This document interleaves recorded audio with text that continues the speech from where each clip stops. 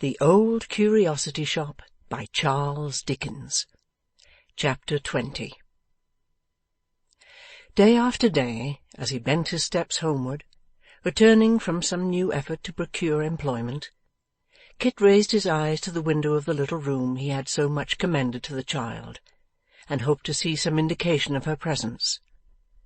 His own earnest wish, coupled with the assurance he had received from Quilp, filled him with the belief that she would yet arrive to claim the humble shelter he had offered, and from the death of each day's hope, another hope sprung up to live to-morrow. "I think they must certainly come to-morrow, mother?" said Kit, laying aside his hat with a weary air, and sighing as he spoke. "They have been gone a week. They surely couldn't stop away more than a week, could they now?" The mother shook her head, and reminded him how often he had been disappointed already. "For the matter of that," said Kit, "you speak true and sensible enough, as you always do, mother. Still, I do consider that a week is quite long enough for 'em to be rambling about. Don't you say so?" "Quite long enough, Kit. Longer than enough, but they may not come back for all that." Kit was for a moment disposed to be vexed by this contradiction, and not the less so from having anticipated it in his own mind and knowing how just it was. But the impulse was only momentary, and the vexed look became a kind one before it had crossed the room. "Then what do you think, mother, has become of 'em? You don't think they've gone to sea, anyhow?" "Not gone for sailors, certainly," returned the mother with a smile. "But I can't help thinking that they have gone to some foreign country." "I say!" cried Kit with a rueful face. "Don't talk like that, mother." "I'm afraid they have, and that's the truth," she said. "It's the talk of all the neighbours, and there are some even that know of their having been seen on board ship, and can tell you the name of the place they've gone to, which is more than I can, my dear, for it's a very hard one." "I don't believe it," said Kit. "Not a word of it. A set of idle chatterboxes. How should they know?" "They may be wrong, of course," returned the mother. "I can't tell about that, though I don't think it's at all unlikely that they're in the right. For the talk is that the old gentleman had put by a little money that nobody knew of, not even that ugly little man you talked to me about. What's his name? Quilp. And that he and Miss Nell have gone to live abroad, where it can't be taken from them, and they will never be disturbed. That don't seem very far out of the way now, do it?" Kit scratched his head mournfully, in reluctant admission that it did not, and clambering up to the old nail, took down the cage, and set himself to clean it and to feed the bird. His thoughts reverting from this occupation to the little old gentleman who had given him the shilling, he suddenly recollected that that was the very day, nay, nearly the very hour, at which the little old gentleman had said he should be at the notary's house again. He no sooner remembered this than he hung up the cage with great precipitation, and hastily explaining the nature of his errand, went off at full speed to the appointed place. It was some 2 minutes after the time when he reached the spot, which was a considerable distance from his home, but by great good luck the little old gentleman had not yet arrived. At least there was no pony chaise to be seen, and it was not likely that he had come and gone again in so short a space. Greatly relieved to find that he was not too late, Kit leant against a lamp-post to take breath, and waited the advent of the pony and his charge. Sure enough, before long the pony came trotting round the corner of the street, looking as obstinate as pony might, and picking his steps as if he were spying about for the cleanest places, and would by no means dirty his feet or hurry himself inconveniently.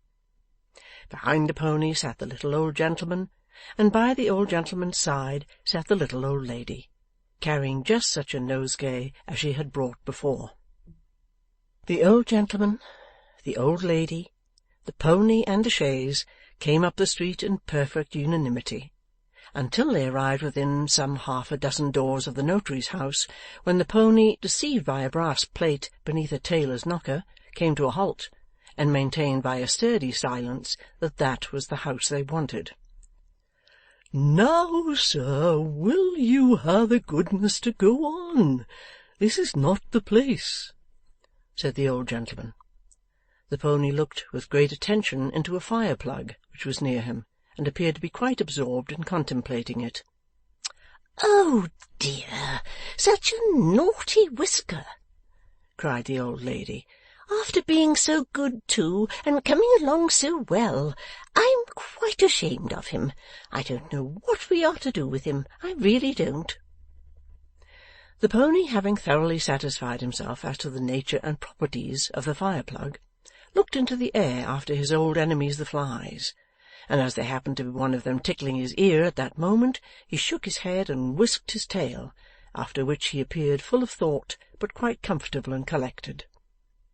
The old gentleman, having exhausted his powers of persuasion, alighted to lead him, whereupon the pony, perhaps because he held this to be a sufficient concession, perhaps because he happened to catch sight of the other brass plate, or perhaps because he was in a spiteful humour, darted off with the old lady, and stopped at the right house, leaving the old gentleman to come panting on behind. It was then that Kit presented himself at the pony's head, and touched his hat with a smile. "Why, bless me!" cried the old gentleman. "The lad is here! My dear, do you see?" "I said I'd be here, sir," said Kit, patting Whisker's neck. "I hope you've had a pleasant ride, sir. He's a very nice little pony." "My dear," said the old gentleman, "this is an uncommon lad, a good lad, I'm sure." "I'm sure he is," rejoined the old lady, "a very good lad, and I am sure he is a good son." Kit acknowledged these expressions of confidence by touching his hat again and blushing very much. The old gentleman then handed the old lady out, and after looking at him with an approving smile, they went into the house, talking about him as they went, Kit could not help feeling.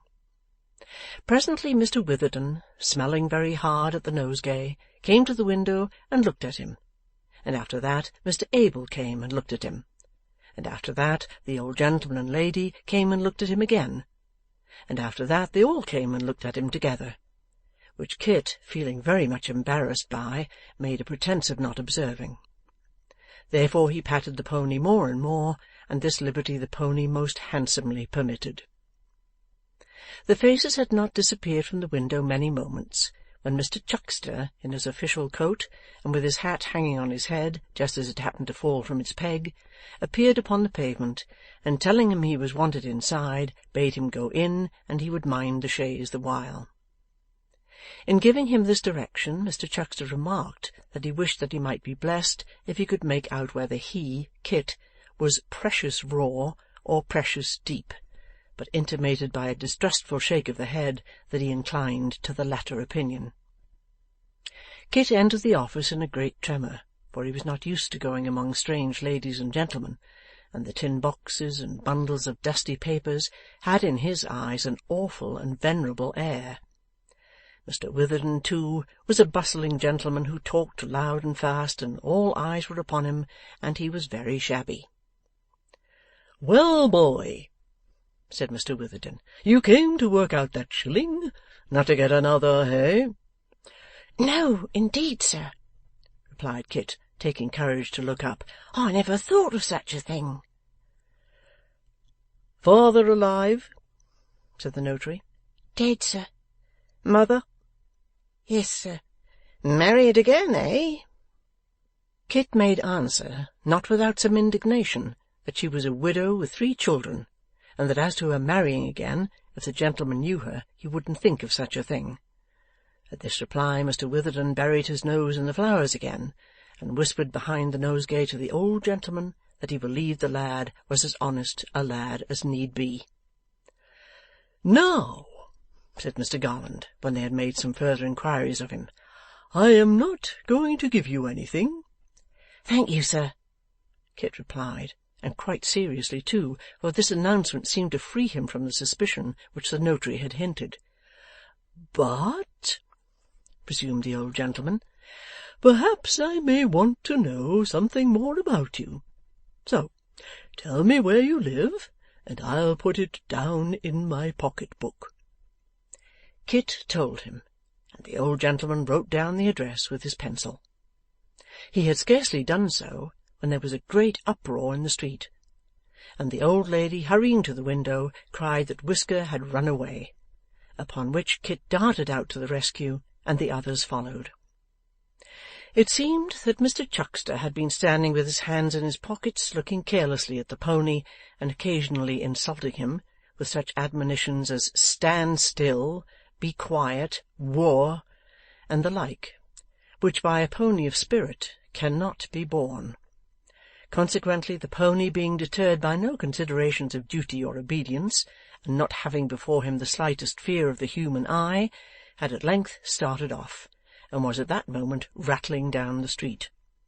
Mr Chuckster, with his hat off and a pen behind his ear, hanging on in the rear of the chaise, and making futile attempts to draw it the other way, to the unspeakable admiration of all beholders. Even in running away, however, Whisker was perverse, for he had not gone very far when he suddenly stopped, and before assistance could be rendered, commenced backing at nearly as quick a pace as he had gone forward. By these means Mr Chuckster was pushed and hustled to the office again in a most inglorious manner, and arrived in a state of great exhaustion and discomfiture. The old lady then stepped into her seat, and Mr Abel, whom they had come to fetch, into his. The old gentleman, after reasoning with the pony on the extreme impropriety of his conduct, and making the best amends in his power to Mr Chuckster, took his place also, and they drove away, waving a farewell to the notary and his clerk, and more than once turning to nod kindly to Kit as he watched them from the road. Chapter 20.